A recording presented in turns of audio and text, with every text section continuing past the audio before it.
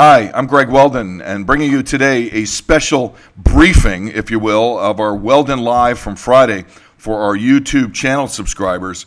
Bottom line is yesterday's employment data really kind of crafts a theme going forward that makes sense as it relates to the Fed, as it relates to a lack of wage inflation, as that impacts the dollar, how this impacts fixed income markets, and why ultimately this could be positive for the gold market.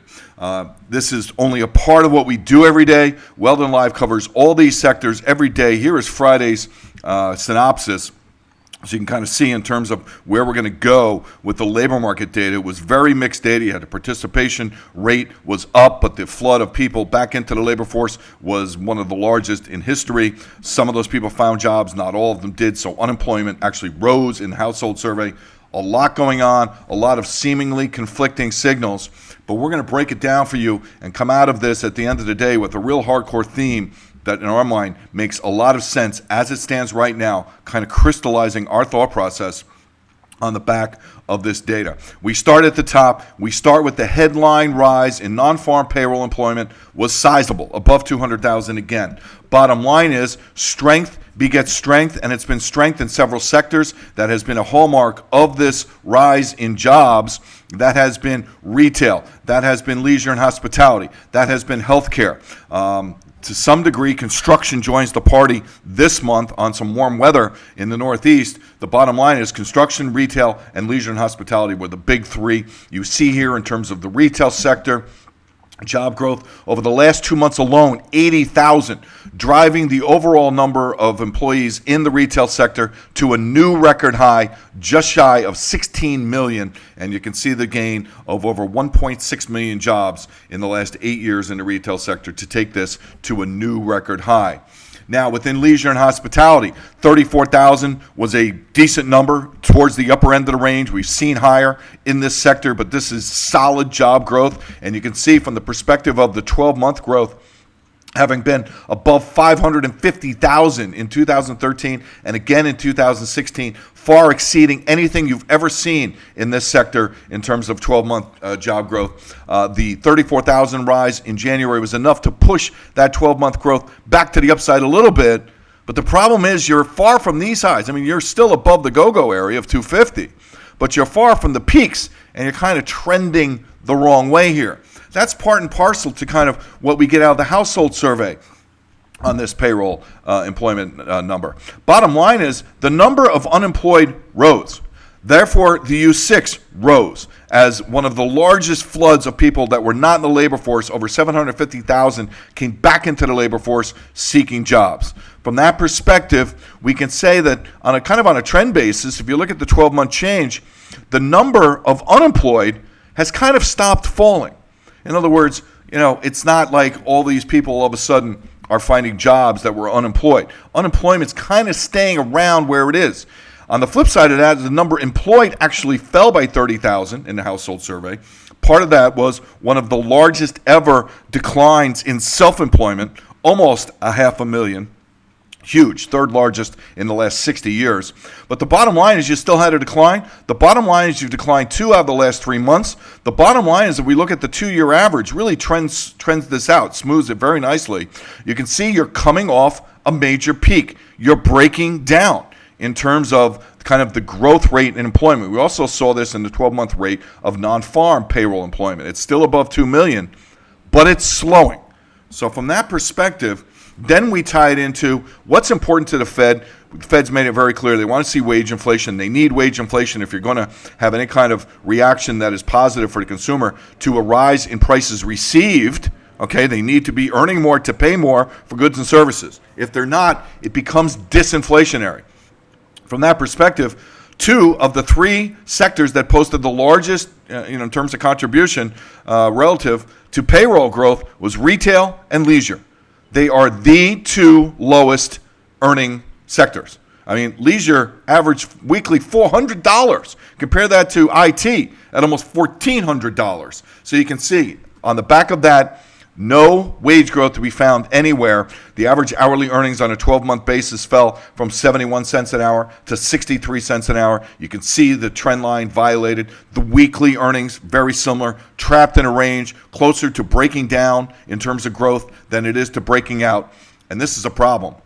With prices, CPI rising, this creates a bit of a conundrum for the Fed because a lack of wage growth actually becomes kind of disinflationary when you don't have more money, when you have to pay more money for certain goods and services. That means it overall crimps your discretionary spending. And this is something that the Fed needs to be concerned about. And from that perspective, the market, on the back of the payroll numbers, the headline growth notwithstanding, it was about a lack of wage reflation.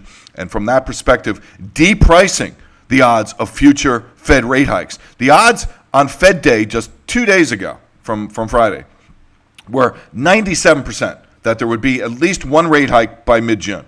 That percentage in terms of the Fed Fund Futures implied rate fell to 77% by the end of the day Friday. Clearly depricing the Fed hawkishness that's kind of been priced into the curve. So from that perspective, less Fed hawkishness, okay, kind of pushing the dollar down. The Treasury market now playing it both ways. Why? Because we saw a rise in 30-year bond yields yesterday. So from that perspective, how does that play out? Well, it plays out because the short end is playing off the less hawkish view for the Fed, the decline in the applied Fed funds futures rates, while the long end is reacting to the potential reflation. I mean, you have prices rising, and all of a sudden now you're going to have a less hawkish Fed and a dollar depreciation that's only going to exacerbate those longer-term price pressures. And what happens? Bang. I mean, bottom line is the yield curve steepens. You see it here in the 30-year, 2-year. It's a great example. You had the first wave of steepening kind of off the rise in inflation, the more hawkish tone we got out of the Fed. You've had a perfect ABC correction into what we call the double kill zone, which is the zone between two major Fibonacci retracement levels and two major moving averages. And from that perspective, you have the 38 and 50% Fibonacci retracements. You have the 100-day and 200-day exponential moving averages, what we'll use on every single chart. Not only that, but these moving averages, we're at a pivot point here.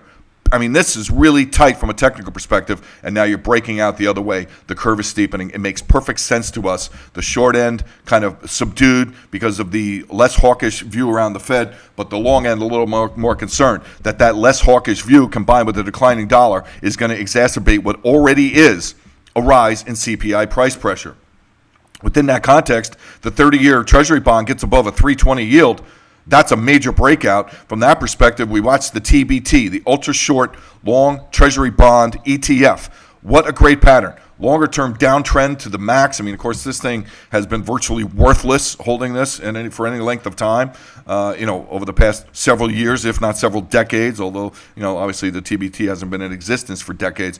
But this breakout here, hardcore, the retracement right to the 38%, right to the 100-day moving average, which had already crossed above the 200-day with positive momentum here, sets the stage really nicely for a move through 320 in the 30-year and a move to new highs here in the TBT. We'll be keeping an eye on that.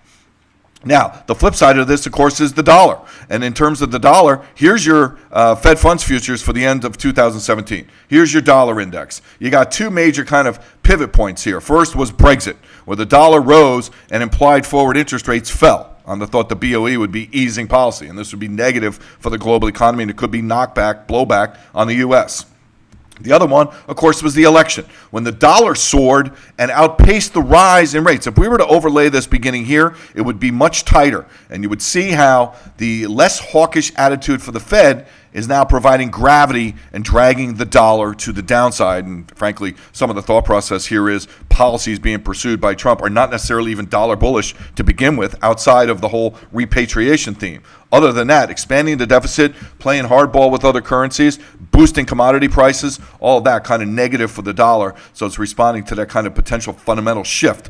A move below 99.23 here on the dollar index would clearly be a technical breakdown, at least from the medium term, and more likely from the longer term too. If you look at a weekly chart, which we didn't include here, it's an outside downside reversal week in the dollar, right off this 99.23 level. You can see off this chart clear. It's very clear. Doesn't take a rocket scientist to figure this out. This is a key technical level in the dollar index. Now, making it even more interesting, let's bring gold into the mix. We have the dollar index in red, and then we have the gold adjusted dollar index in black.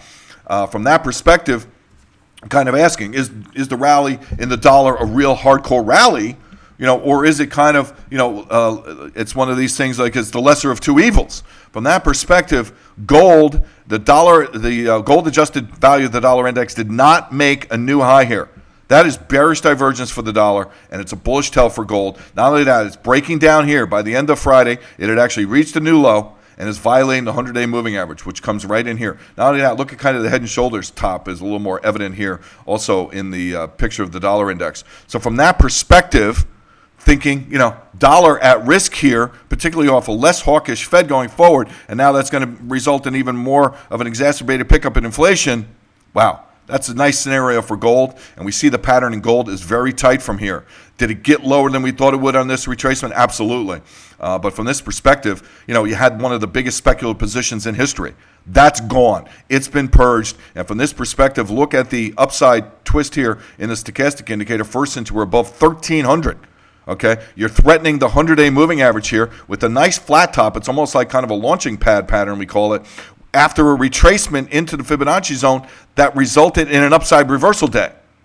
Not only that, open interest, did gain some here, but fell back. People were very quick to pitch their gold. People are afraid to be long gold here.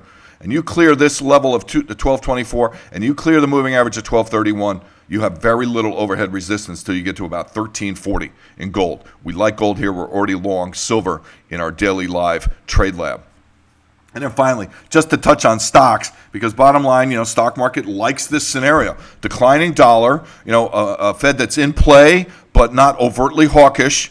So that's a pretty nice scenario. And rising commodity prices, got some margins, some prices received. From this perspective, in corporate America, the macro issue of wage reflation, and the potential deleterious effect down the road on final demand, not as important right now. And from that perspective, one chart tells the tale in stock markets. The stock-bond ratio at a new record high, with both legs of this ratio spread contributing to that rise. Really interesting stuff here. From the end of the day here, we look at breakouts taking place right now in the Chilean peso, in the South African rand, in the Russian ruble, three hardcore commodity currencies, including oil, platinum, and copper. You can look at a host of other emerging market currencies breaking out here. That's a dollar negative story. So we're playing it that way. We're playing it from the yield curve perspective. You could leg out of that and just play the short bond perspective through the TBT. You could also play the stock bond ratio. You could just be outright stocks. We're not crazy about that. We think there is a day of reckoning out there for the equity market as well on the back of this. We think the foreign exchange side of this and the fixed income side are better ways to play it, with the kicker, of course, being a long gold position. That's it. Feel free to sign up for a free trial. We do this every single day and then some. And follow us on Twitter at WeldonLIVE.